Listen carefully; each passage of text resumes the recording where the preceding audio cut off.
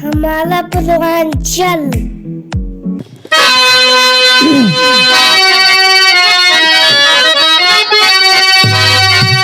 तो जननी की महिमा जगत में निराली, तो ब्रह्मांड में श्रेष्ठ सबसे पिता गए। सुवन के जन्म से ले अपने मरण तक, ललन के जतन में ही जीवनी बिता गए। अरे सुनिए सुनाती हूँ अनमोल गाथा, तो पिता पुत्र की एक अद्भुत कहानी। मरी जा रही आज इतनी मानवता सियारा, आँखों में है सबके पानी।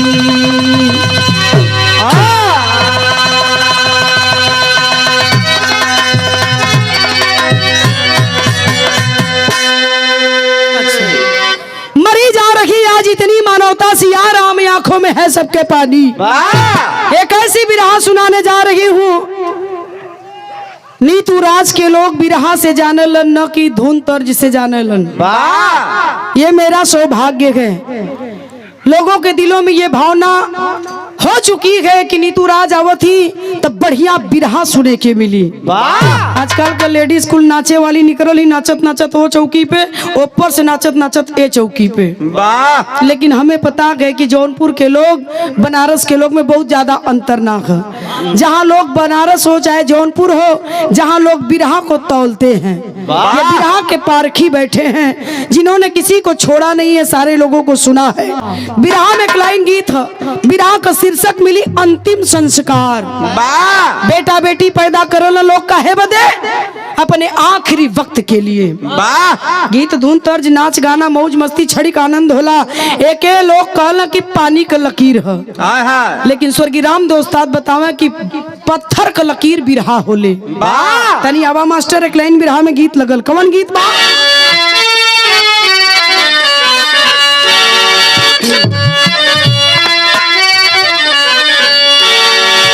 अरे मुझे तेरी, मुझे तेरी मुहब्बत का सहारा मिल गया होता,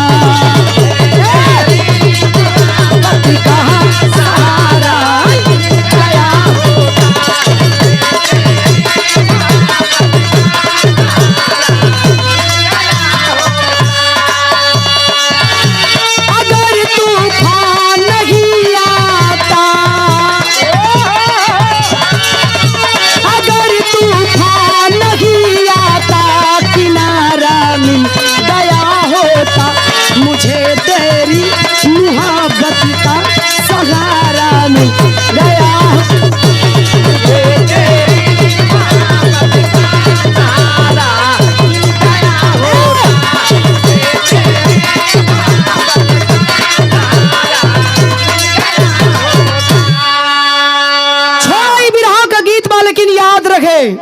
कभी की कलम उठी और लिख देती है। आप लोग कहलन जहां न पहुंचा रवि वहां पर पहुंचे कभी। क्या लिखे मेरे कवि जी? अरे यहाँ कब क्या, अरे यहाँ कब क्या हो जाएगा, कहा कुछ जा नहीं सकता।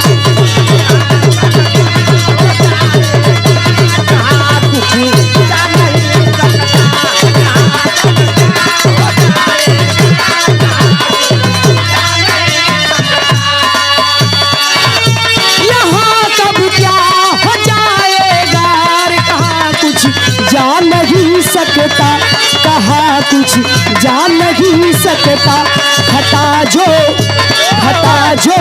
है किया बेटा, खता जो है किया बेटा भुलाया जा नहीं सकता।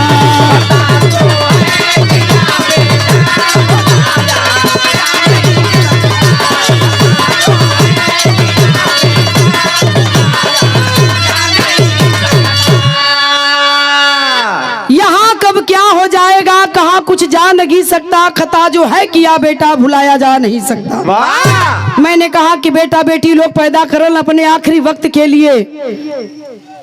बड़ी दर्दनाक कहानी है बाबू, गौर से सुनेंगे। 15 से 20 मिनट यहाँ बैठले का मतलब निकल जाये। समय बहुत बलवान होला। लोग कालन पुरुष बली ना होता है, समय होत बलवान। इस समय को करवट लेते तनिक देर नहीं लगती है। गौर करेंगे, बड़ी दर्दनाक कहानी है। 15 मिनट आप लोगों का समय ले बिरहा कितनी से आप लोग गौर करिहन। कहानी शुरू हो गई, कहाँ का कैसन है।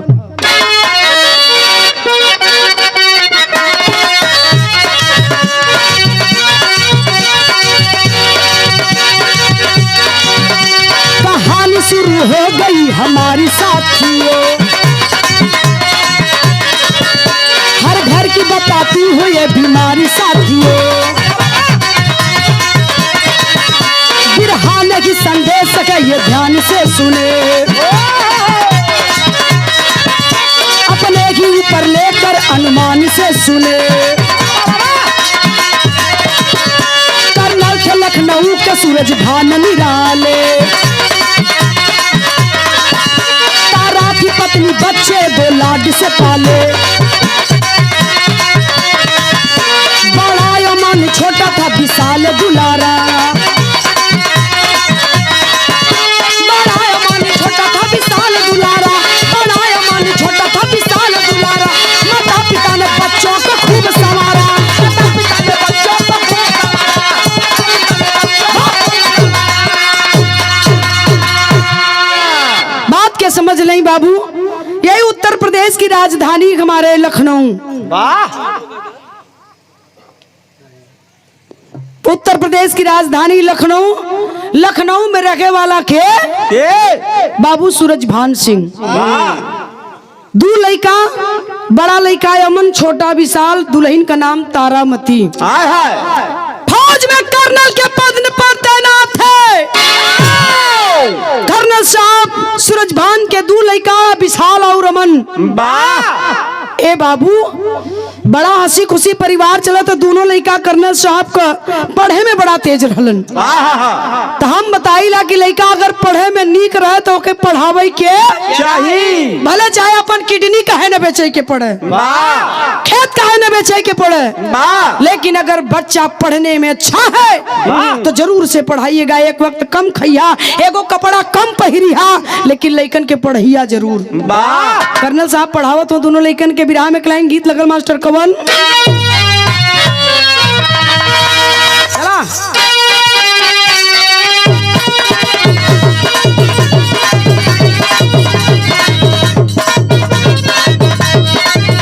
यह गीत बा शेखर भैया कौनो दुल्हन का दुल्हा लोको पायलट रहलन। 500 ले ले हुआ मजाक बात है का कीच काट ले कवन काट ले, नहीं तो चुपचाप बोला यार, अपने साढ़ू और मत ताका। कौनो दुल्हन का दुल्हा लोको पायलट रहलन। मतलब लोको पायलट ना जनता के कहल जाला, जानीला के हाथ गाड़ी चलावत रहे। देख ला यही से कली ने कि पढ़े कर तो टुनवी पे बैठत रहना। रेलगाड़ी चलाओ वाले ड्राइवर हवा से चलावत रहा कि लाते से चलावत रहा। ऐसे चलाई। अरे तो ऐसे ऐसे ना चलाई। कहत हिया का कह दू, लेकिन चला जान गई कहत नहीं। रेलगाड़िया चलावेला बाला मुआ, रेलगाड़िया चलावेला बाला मुआ, देखेला नाही लाल झंडी।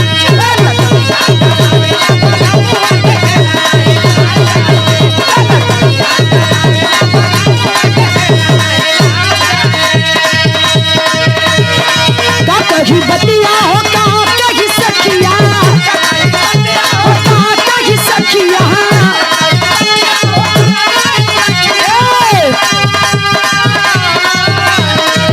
कहीं बतिया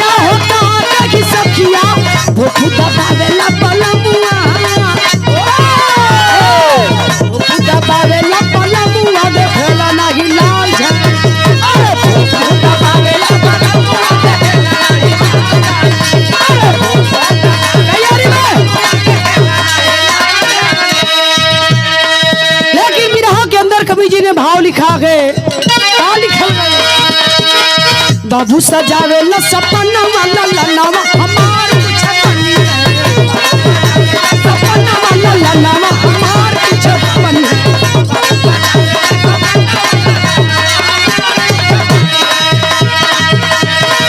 ऐसनी कमवा हो करिहा सुमनावा करिहा सुमनावा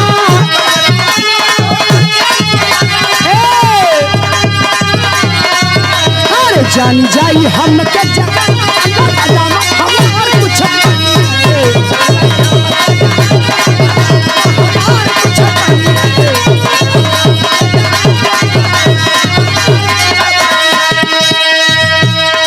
माई बाबू का पूरा हो गई लखाप हो बाबा छे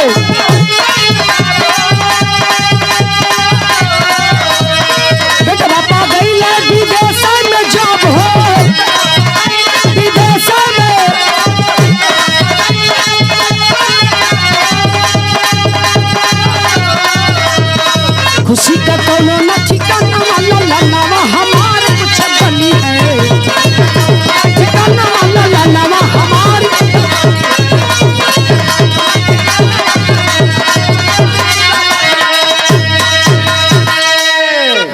ए भैया हो माई बाप के खुशी कब मिलेले जब लइका कोनो बढ़िया पद पर नियुक्त हो जाला पढ़त हुवन दोनों लइका कर्नल साहब का और पढ़े में इतना नीक रहलन पढ़े में कि पढ़ते पढ़ते कि कर्नल साहब के दोनों बच्चे जॉब पा जाते हैं अच्छा तो जॉब लगल तो अपने भारत हिंदुस्तान में नहीं अमेरिका जैसन देश में विदेश में कर्नल साहब के एक लड़का ना दोनों लड़कन का अमेरिका में नौकरी लग गई अब देखा माई बाबू का पैर अभी भुइया पड़ी मालूम पड़ल माई का गोड़ उठ के आसमान पे टक गया बाबू का छाती फूल का छाता हो गई काहे ना होई हर माँ बाप सोचता है कि हमार लड़का हमहू से कई गुना ऊपर है कोनो बाप ना सोची कि हम 20 नंबरी तो लड़का हमार 5 नंबरी हो जाए का से खर सही बात जैसे तू सोचला ए भैया हो कर्नल साहब के दोनों बच्चे अमेरिका में जॉब पा जाते हैं खुशी का कोनो ठिकाना ना गांव पास पड़ोस के लोग कल कर्नल साहब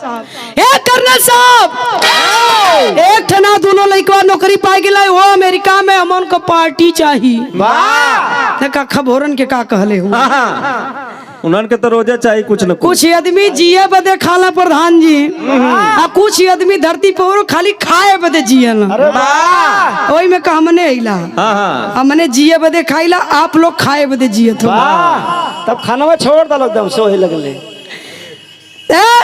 कलन की एक पार्टी चाहिए वो दमदार चाहिए सादा ना रंगीन चाहिए कला लेला भाई ना अंग्रेजी ना उर्दू चाहिए ये उर्दू का होला ये भट्ठा वाला होला ले ये एकदम इनकर कुछ पता ना सुर ताल का हवा भैया गीत हमारे उस्ताद वाली एक लाइन लगल कौन ये गीत बा अरे नरई ताल के चिकन मट्टी बाबा अरे नरई ताल के चिकन मटिया जहाँ बस पर्वत पहाड़ गोरिया नरई ताल के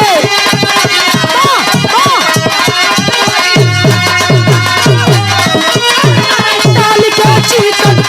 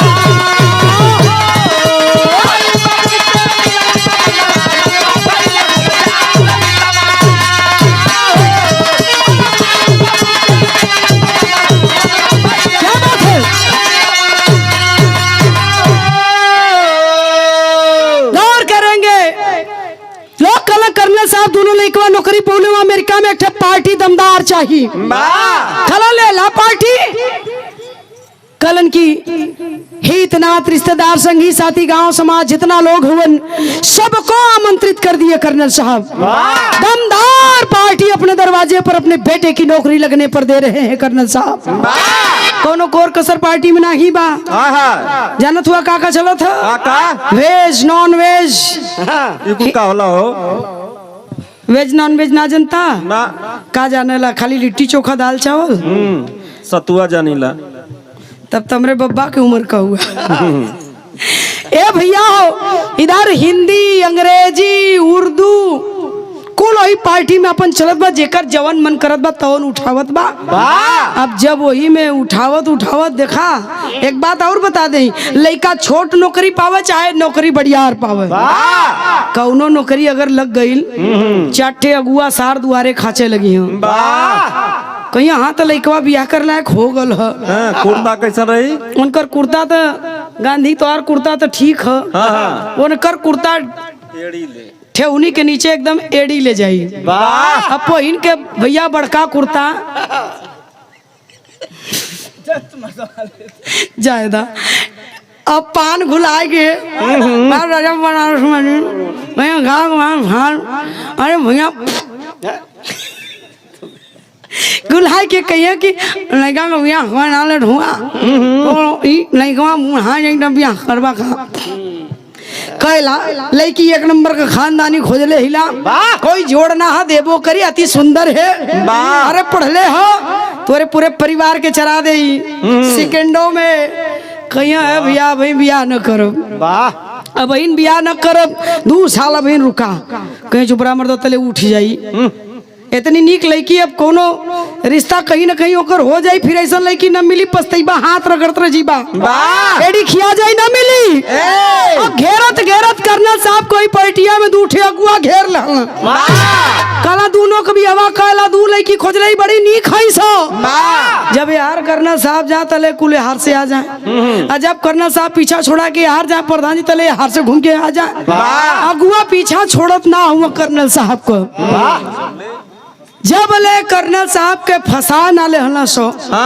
कर्नल साहब का पीछा छोड़ना ना कर्नल साहब आखिरकार बात हार गईलन दोनों लड़कन का शादी तय कर दहलन जब दोनों लड़कन का शादी तय किला एक डेट पर दोनों लड़कन का ब्याह कैलन 2 ठे पतो आईली अब कर्नल साहब का मेहरारू सास बड़ी मैगर होली ए भैया हो यार कर्नल साहब दुल्हन गईलिन बाजारे तारामती जाय के बाजारे चरचर भरे का 2 ठे सोने का हार बनौली चरचर भरे का 2 ठे सोने का हार बनौली लेके अलिन दोनों पतोहिन के मुंह दिखाई दे दिली इकट्ठे दे के मुंह दिखाई हार चाबी कुंजी निकाल के कलिए ले घर समारा बड़ा दिन संभरली कुल ताला खोलिया से अब अपन कुंजी ला अपन ताला ला अपन घर गिरस्ती संहारा लोग अब हम चारों धाम का यात्रा न कहल जाई देखा सास बड़ी मैगर होली 2 महीना का दिन दोनों लड़कवा कर्नल साहब का बितौले हुआ अब जाए के अमेरिका नई नौकरी ना जाइए तो छूट जाई कल बाबूजी अब तो जाए के पड़ी नौकरी नई है छुट्टी खत्म हो गई ना जाब तो नौकरी छूट जाई कल बचवा बिल्कुल जा लेकिन कैसे जात हुआ कल की हमन दोनों भाई जात ही कल ऐसा अत्याचार मत करा लोगन दिल्ली बम्बई कलकत्ता अगर अपने देश में रहता तो साल 6 महीना में होता लेकिन अमेरिका जात हुआ न मालूम 2 साल में बा कि 3 साल में बा कि 4 साल में बा कला बाबूजी कहल का चाहत हुआ कला अपन हई खेती ले जा खेती अपन खेती मतलब अपन मेहरारू ले जा लोग ना ही मना कैला लेकिन ना मनला कल लेके जा ले गईलन दोनों अपनी पत्नी को लेकर के चले गए अमेरिका समय बीता लागल गीत लगल मास्टर बिरहा में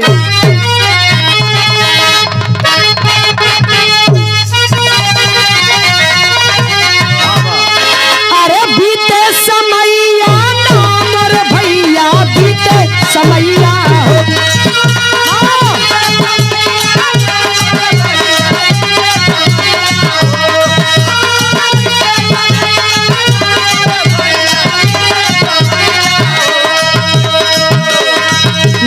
बाबू का अली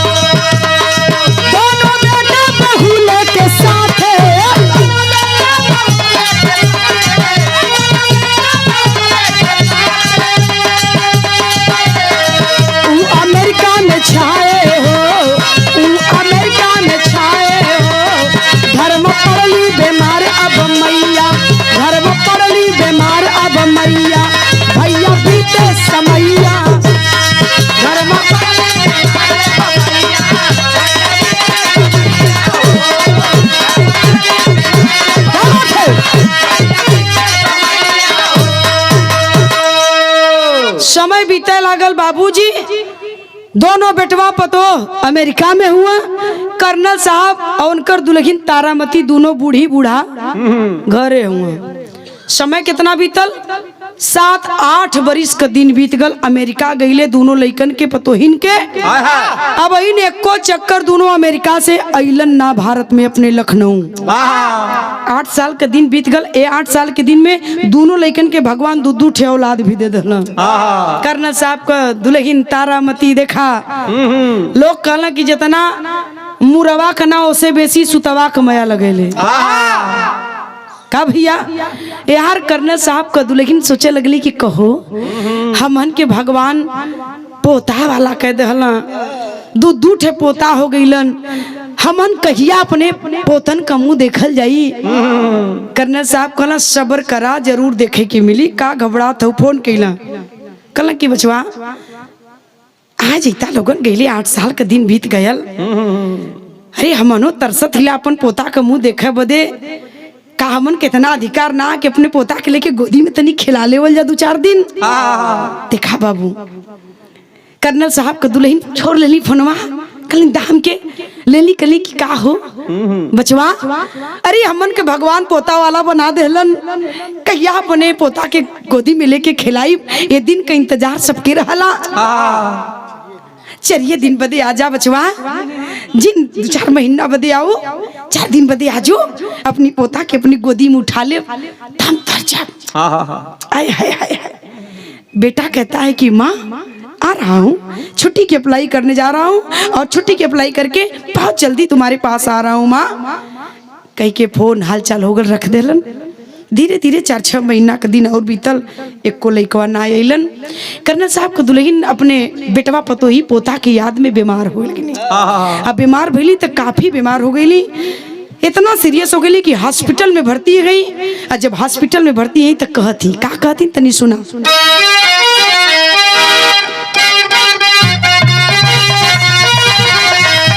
अरे माई कहेली हो लाई दाला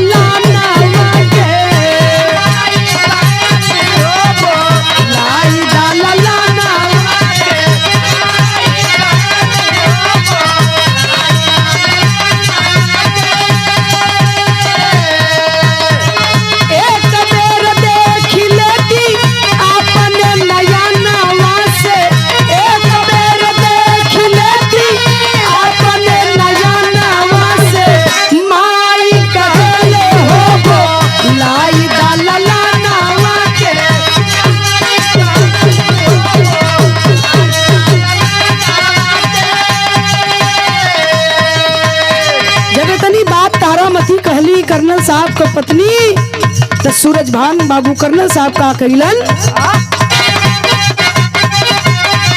बेरी बेरी सूरज भानी कर रोज फोन हो अमेरिका में।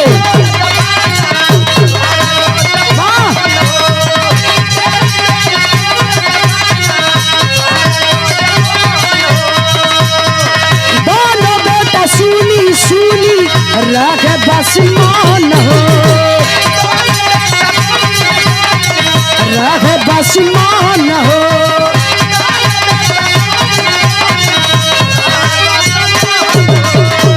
तहारा सकालो तनिको लाजना भगालो बनके, तहारा सकालो तनिको लाजना भगालो बनके। माई कहले हो लाई दाला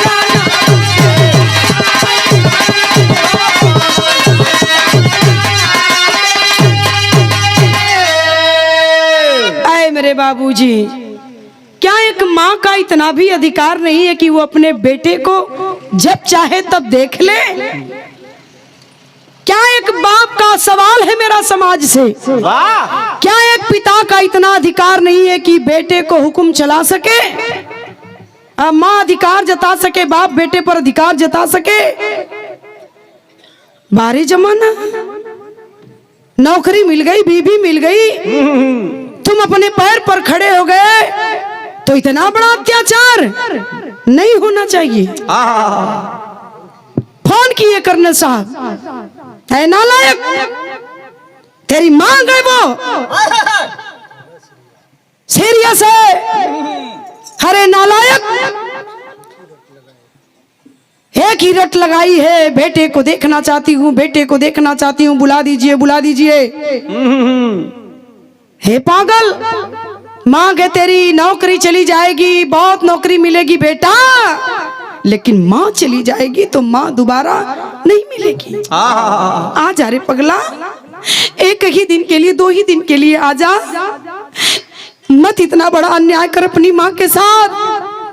रो रही है, हॉस्पिटल में सीरियस है, क्या पता तुझे देखने के बाद ठीक हो जाए। अरे 9 महीने तुझे गर्भ में उसने ढोया गए, तेरी परवरिश करके तुझे इतना बड़ा हम लोगों ने बनाया, क्या हम दोनों का इतना अधिकार नहीं है बेटा? नहीं आओगे? माँ सीरियस है, मुझे उम्मीद है कि तुम लोगों को देख लेगी एक बार, एक नजर, तो विश्वास से ठीक हो जाएगी। कहता है बेटा, पिताजी मत घबराइए, 1 हफ्ते का वक्त दे दीजिए, 1 हफ्ते के अंदर मैं आपके पास आ रहा हूँ। कह करके फोन रखता है कर्नल साहब का, दोनों बेटा फोन रख देते हैं। 1 हफ्ता नहीं बाबू, 2 हफ्ते का दिन बीत गया, 14 दिन, 15 दिन का दिन बीता गए, और 16वें दिन कर्नल साहब की पत्नी तारामती दुनिया छोड़ देती है।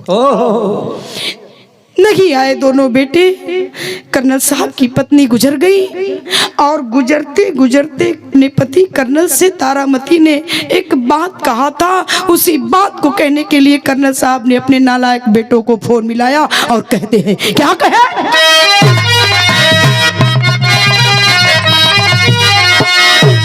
अरे मरी गई निमाई आके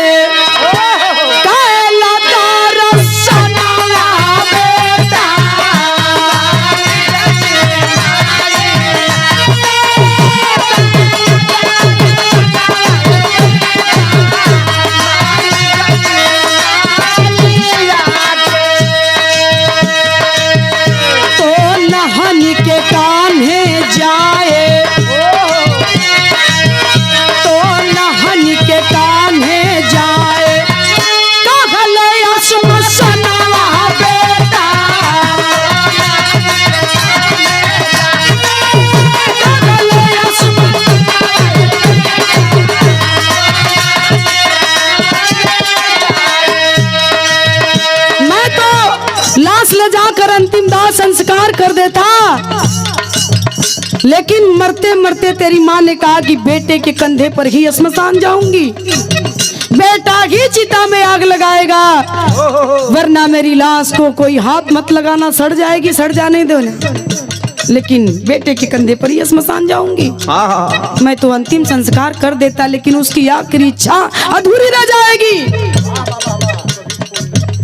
और इसके बाद फिर जीवन में कभी तुम लोगों को मैं फोन नहीं करूंगा। कहना है बाबू, रो मैं सूरज भान आनो मान नाही दूध के, मान नाही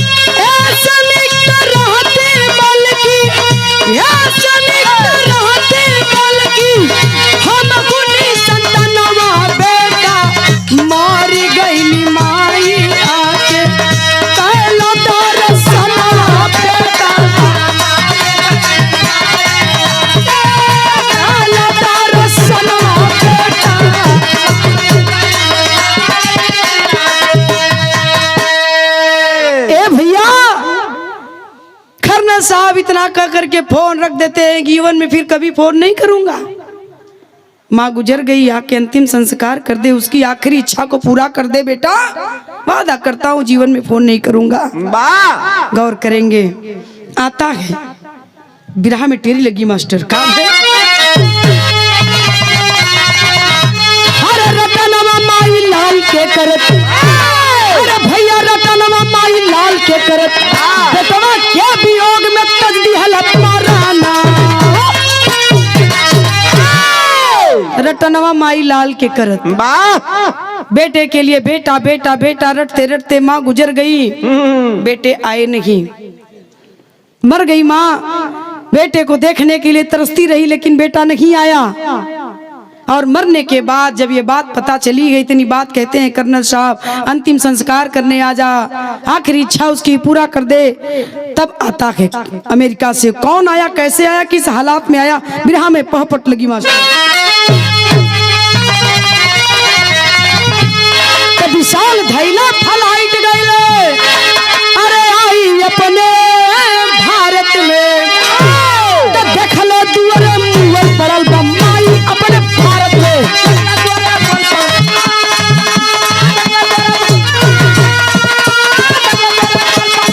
क्या बात है।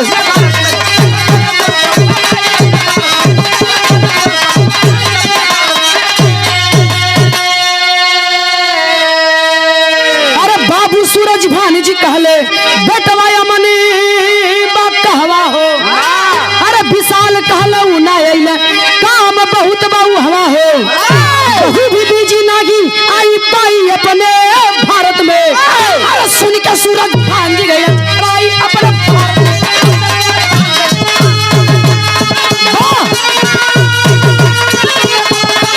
क्या बात है।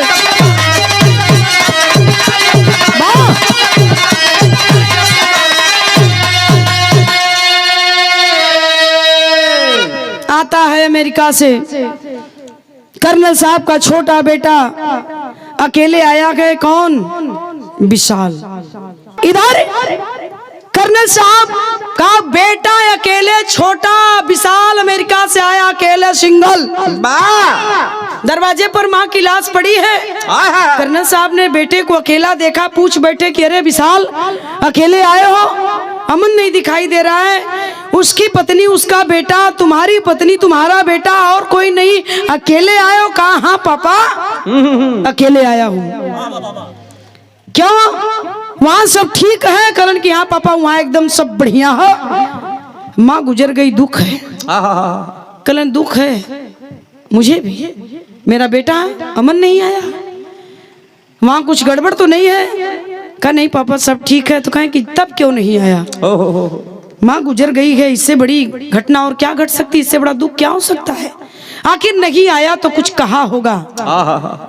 क्या कहा? जब तुम आने लगे तो अमन ने तुमसे कुछ कहा विशाल? आए बिरहा सुने वाले बाबू लोग ध्यान दिया, बहुत बिरहा सुन ले हो बा लोग।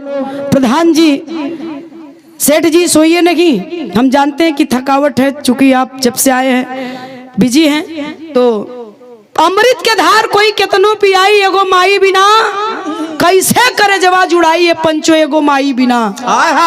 दुनिया की सारी दौलत बेकार है जिसके पास माँ का आशीर्वाद नहीं है। वो खुशनसीब नहीं है जिसके पास माँ का आशीर्वाद नहीं है, पिता का हाथ नहीं है। खुशनसीब दौलत वाला तो वो है जिसके पास माँ गए, पिता गए और माँ बाप का आशीर्वाद है। केवल दौलत से कुछ होने वाला नहीं है। बोल पड़े, आने लगे तो कुछ कहा कि पापा मैं आने लगा तो अमन भैया ने एक बात कहा, छोड़िए उस बात को, मैं आया हूँ और पूरा जितना भी सब कार्यक्रम सब मैं करके अधूरा छोड़कर नहीं जाऊंगा, पूरा करके ही जाऊंगा। क्यों भैया के पीछे पड़े हैं, जाने दीजिए, वो बहुत बिजी है। कलन की बिजी है, माई के मरले से बड़ा दुख का हुई, बहुत बिजी है। वह तुम जानना चाहते कि आखिर कहाँ बिजी है। बोल, आने लगा तो क्या कहा? डर रहा है, नहीं बता रहा है। प्रेशर बनाने लगे कर्नल साहब कि नहीं बताना पड़ेगा। तब डरते डरते कर्नल साहब का बेटा विशाल बोला है, पापा जब मैं आने लगा तो अमन भैया ने कहा। क्या कहा? अमन भैया ने कहा माँ मरी है तुम चले जाओ विशाल, और जब पिता मरेंगे तो मैं चला जाऊंगा। ये बात कह करके मुझे भैया ने भेजा है। पैर तले से जमीन खसक गई कर्नल साहब के कि मेरा बेटा, मेरी परवरिश में ऐसी कौन सी कहाँ कमी रह गई जो इतनी बड़ी बात कह दिया। रो रखे गए और गए हैं पत्नी की लाश के पास, और जा करके अपनी पत्नी की लाश को उठाते हैं, ले करके अपनी पत्नी की लाश को कलेजे से लगाए और रो करके पूरे समाज के बीच में कर्नल साहब ने कहा है, क्या कहे, आल्हा में भाव है मास्टर।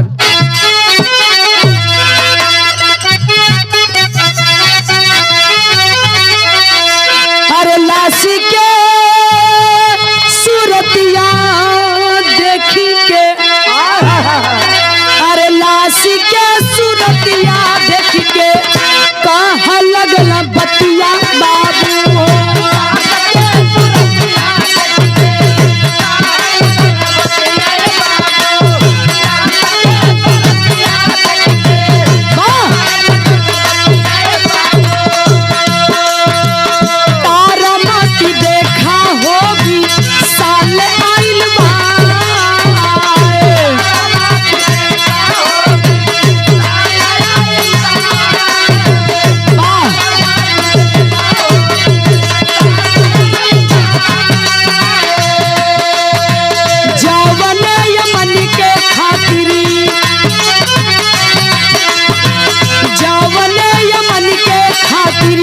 अमन चैन त्यागलू रनिया, अमन चैन त्यागलू रनिया।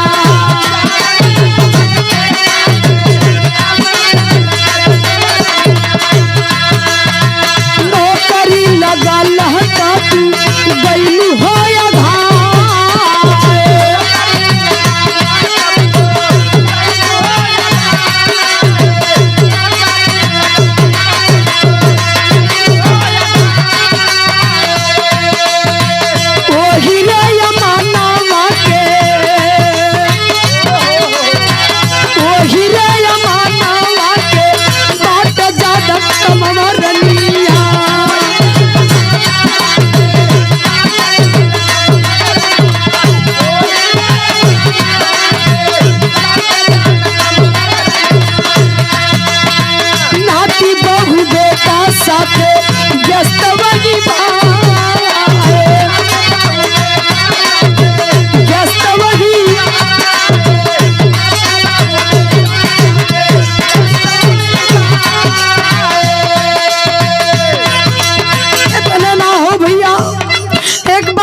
साहब और कह तुमन करे जा फाट जाई। जवन पतोहियन के मुँह देखाई हरवा देलू,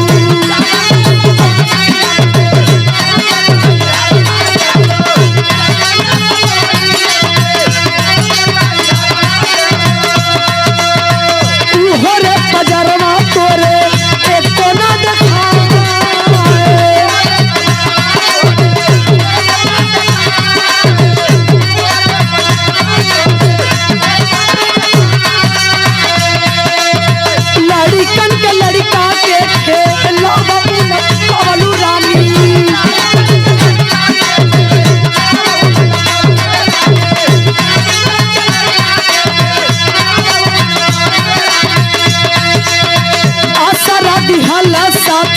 जीवन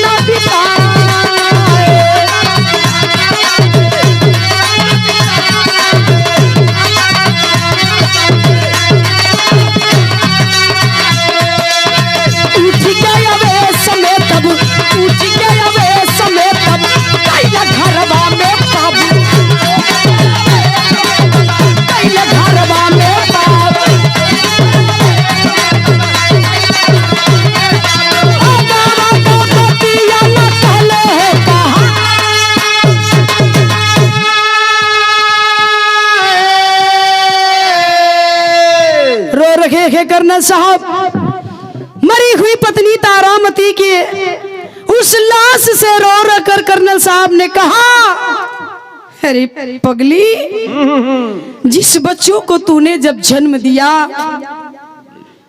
तो फूले नहीं समाई, कि मुझे बेटा हुआ गया। हम खुशी से फूले ना समझली कि भगवान बेटवा दिले हुवन। वही बेटवन का जब बियाह कैली तब पैर भुइया ना पड़ल, मालूम पड़ल कि उठ के आसमान पे चल गल कि आज हमारी बेटवा का बियाह का सर पे सेहरा सजा के गए रही। नौकरी लगल चौनी लड़कन का जब अमेरिका में दुनिया गांव जिला जवार जूट के दरवाजे पर खुशी मनौलस, एक नंबर का जलसा सजौली कि हमार लड़कवा दोनों अमेरिका में नौकरी पौले गवन। हम खुश नसीब अपने के समझत रही कि दुनिया का सबसे बड़ा खुश नसीब इंसान हम हने गईला, लेकिन आज पता चलल कि दुनिया का सबसे बदनसीब इंसान हम लोग हैं।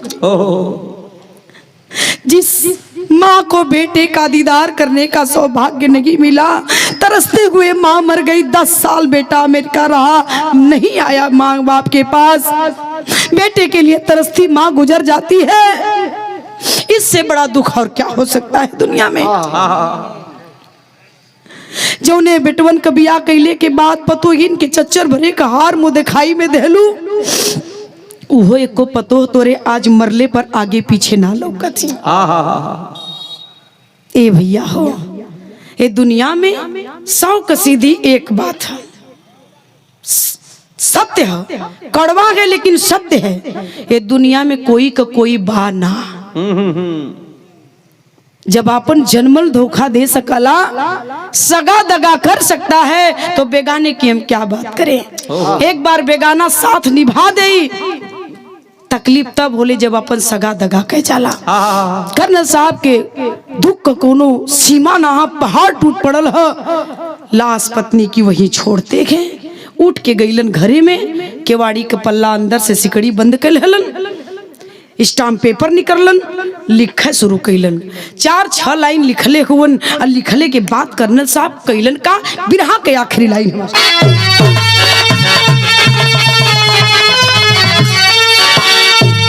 लिख के लेटर सूरज भान से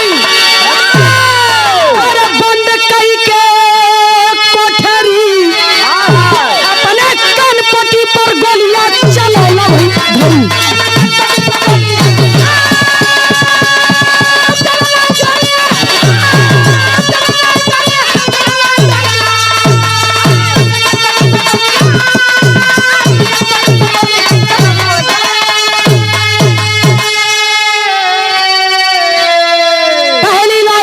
साहब ने लिखा है लेटर में अपने बड़े बेटे अमन के लिए, जो माँ के मरने पर अमेरिका से नहीं आया। क्या लिखे? अमन व्यस्त रहा, अरे करनायक आज हो, अरे तारा साथ चिता हमरो जली जाइए आज हो, तो के हमारे खातिर फिर से ना भारत में, अरे वही के पड़ी अपने कनपटी पर गोलियां चला लो।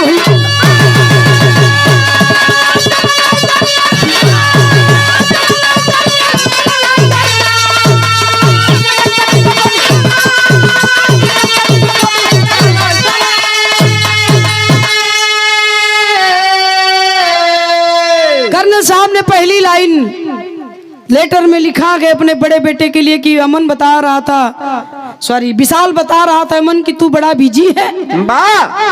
तूने कहा है कि माँ मरी है, तुम जाओ, विशाल पिता मरेंगे तो मैं जाऊंगा। तो सुनो बेटा, मेरे मरने के बाद तुम्हें अमेरिका से आना होगा और तुम्हारा बड़ा अकाज होगा। मैंने सुना है कि तुम बहुत बिजी हो, तो तुम्हें अकाज करने की जरूरत नहीं है। आज मेरी पत्नी के साथ ही मेरी चिता जल जाएगी। बहुत बिजी हो, बिजी रहो, आने की जरूरत नहीं है, तुम्हारा बहुत अकाज हो जाएगा। पहली लाइन लिखे थे अपने बड़े बेटे भी अमन के लिए, दूसरी लाइन विशाल के लिए लिखते हैं कर्नल साहब की, ऐ विशाल, तेरी माँ की इच्छा थी कि बेटे के कंधे पर ही श्मशान जाऊंगी, बेटा ही चिता में आग लगाएगा। तो सुनो बेटा, अपनी माँ की अंतिम इच्छा को पूरा कर देना, लेकिन खबरदार मेरी लाश को हाथ मत लगाना। मेरे पास पड़ोस के लोग मैंने इतना बनाया कि मुझे श्मशान पहुंचा देंगे। रहा सवाल चिता में आग लगाने का, तो वो हक मैं अपने ड्राइवर को देता हूँ। मेरा ड्राइवर मेरी चिता में आग लगाएगा। तुम्हें ये कष्ट करने की जरूरत नहीं है, माँ की इच्छा पूरी कर देना। उसी में तीसरी लाइन कर्नल साहब ने लिखा अपने गांव समाज के लिए कि है समाज के लोगों, मुझे क्षमा कर देना, मैं दुनिया से जा रहा हूं, लेकिन जाते जाते मुझे दुख है कि अपने समाज में 2 नालायक औलाद देकर जा रहा हूं। मुझे क्षमा कर देना। कर्नल के पद पर रखकर आजीवन मैंने देश की सेवा किया, मैंने कभी किसी से गद्दारी नहीं किया, लेकिन आज मुझे ये सिला मिला है 2 बेटा नालायक देकर समाज को जा रहा हूं, मुझे क्षमा कर देना। उसी में लिखते हैं चौथी लाइन कर्नल साहब की, मेरी संपत्ति का 1 रुपया भी मेरे दोनों नालायक बच्चों में नहीं मिलना चाहिए। मेरी सारी संपत्ति मेरे इन गरीबों में दान कर देना। दोनों बच्चों को अपनी सारी संपत्ति से, जायदाद से बेदखल करता हूँ। ये दोनों मेरे नालायक औलाद हैं, 1 रुपया भी इन नालायकों को नहीं मिलना चाहिए मेरी संपत्ति का। उसी में आखिरी लाइन लिखते हैं कि ऐ विधाता, एक शिकायत तुझसे भी है। जैसे तूने 2 नालायक औलाद दिया मेरी पत्नी की गोद में, काश 1 बेटी दे दिया होता।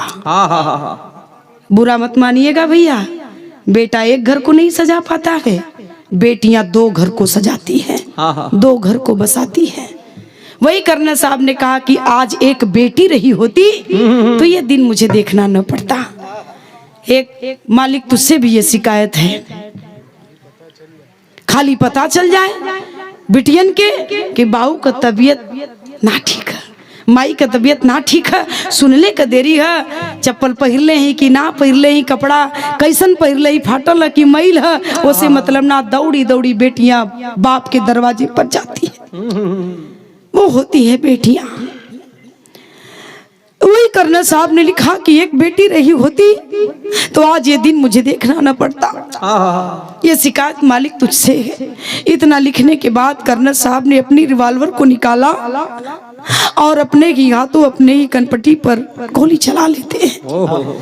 दुनिया छोड़ दिए कर्नल साहब। दरवाजे को तोड़ा गया। गोलियों की आवाज सुनने के बाद दौड़े लोग आते गए। कर्नल साहब, जब तक दरवाजा तोड़ा गया कर्नल साहब गुजर चुके थे। दोनों पति पत्नी की लाश श्मशान गई और दोनों का अंतिम संस्कार किया गया। इसलिए इस बिरह का शीर्षक रखा गया अंतिम संस्कार। ऐ सुंगरा के लोगों, हे बीकासराय के भैया लोगन, एक निवेदन आप लोगन से, ये नीतू राज गायिका का एक निवेदन है, अपने बेटवा के खूब पढ़ावा, खूब लिखावा, खूब तरक्की करे, सबके बच्चे खूब पढ़े। लेकिन एक ही निवेदन मेरा आप लोगों से है, जितना जरूरी शिक्षा है प्रधान जी, उतना ही जरूरी है बच्चों को संस्कार। माँ क्या है, पिता क्या है, भाई क्या है, बहन क्या है, यह संस्कार जिस बच्चे के अंदर नहीं देंगे तो उस माँ बाप का यही हालात होगा जो कर्नल साहब का हुआ। तरस जीबा लोगन अपने बेटवा का मुंह देखे बदे, पोता का मुंह देखे बदे लड़का ताके के तैयार ना हुई अगर संस्कार ना दे बात। ए लिए विराह का शीर्षक अंतिम संस्कार रखल गई। यही हमारे बनारस में बिहार के धरती से डीएम साहब आए आज के 2 साल पहले, हमके लगत के 2-2.5 साल पहले कई बात पेपर में निकल रहल। माई का चिता लेके ही हरिश्चंद्र घाट पर चिता में आग लग गई। चिता जरे लगल। डोम राजा के बुलाए के डीएम साहब पूछो तो उनकी समय कितना लगी। डोम राजा कलन की ये साहब आपके माई के बाडी है भी बा, कम से कम 2-2.5 घंटा लगी, ऐसे कम तो लगभग न करीब 20,000 रुपया निकाल के दला। डीएम साहब कलन की लसिया के अंतिम संस्कार कह दिया माई कमरे हम जाती, हमारे पास टाइम ना। कहाँ जा रहा है देश, सोचने पर मजबूर हो जाएंगे। सोचिए, इस बात पर मंथन करिएगा। मैं तो गाकर चली जाऊंगी, बहुत विराट सुन ले बा, लेकिन मंथन करिए हमारी बात पर। ए लिए हम अपने बाबू भैया लोगन से यह बात कहिला कि दुनिया की सारी दौलत बेकार के, मत जाना मंदिर मस्जिद गुरुद्वारे गिरजाघर, माँ बाप की सेवा कर देना यारों, चारों धाम आपके घर में है। ए लिए बताइला बाबू, माई बाप से बढ़ के दुनिया में कौनो देवता है या ना हवन। ढोंग है सारा, सब ढोंग है। माँ बाप की आदर नहीं करते हैं। अब मंदिर में जाए के 4 घंटा घंटी बजेबा, ओकर फल कतई दुनिया में तुहे न मिली। ये जो देख रहे हैं हमारे बिल्डर साहब का, इन्होंने बहुत संघर्ष किया है। पूछिए इनसे, हो सकता है कि 2-3 दिन तक बॉम्बे में आप खाना न खाए हो। कितने लोगों को आपने सुना होगा, क्या कुछ सहा होगा, कितना आपने संघर्ष किया है, आज उस मुकाम पर आप पहुंचे गए। ये जो देख रहे हैं धन वैभव रुपया पैसा, ये केहू का गर्दन काट के ना लिया वल हो। संघर्ष की देन के कर्म करिए, और कर्म करने वाला व्यक्ति कभी पीछे नहीं रहता है। आज नहीं तो कल उसका फल मिलना ही है। तो आप कर्म करिए। किसी की प्रगति को देख करके जलने से अच्छा है कि हम अपने कर्म पर ध्यान दें। तो ये रही बिरहा, मैंने बताया इसका शीर्षक अंतिम संस्कार, ये माँ का आशीर्वाद है। तो कहानी खत्म, खानदान का परिचय। आइए, गुरु बिहारी गुरु रमन ऐसे थे इसी वतन में। अरे श्यामा सीताराम भरत जी विश्वनाथ के मन में, रटनवा माई लाल के करत नीतू सिया राम का ऐसा होला धनवा, रटनवा माई लाल के